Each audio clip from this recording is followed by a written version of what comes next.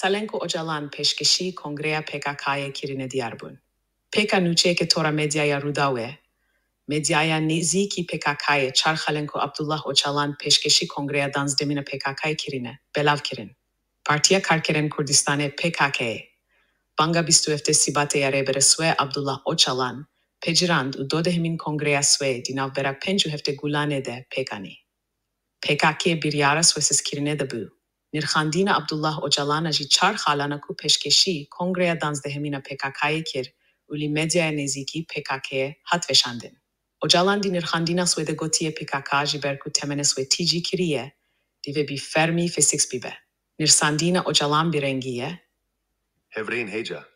Didawiya penji udusal, meheku hefteyeke ya diroka meya tekoşine de, em birengeki fermi serdemeke diroki li peyswe de helen. Bivatiyeke hin şenberem dixwazinci sosyalizma bi armanca netere devlete derbasi serdemeke diroki ya ji sosyalizma çivaka demokratik bibin. Veki kudawi u despeka hertişti heye. Serdemek jiber çar sedemem bingehin dive bebi hurandin. Yek PK jiber kuji aliye cevheri ve temene tiji kiriye dive bi fermi fesix bibe. Mebes jive yeke belav buna reel sosyalizme jiber sedema navsweyi, pevistiya bi vekirna reyeke nuya sosyalizme, Revşa naskirin u pekatina nasnameya kurde. Dute koşina çektari dispere stratejiyeke bi armanca netewe devlete. Jibo daketina jive armance u derbaspuna linava bernameya civaka demokratik, diveswe bispere hikuk u siyaseta demokratik.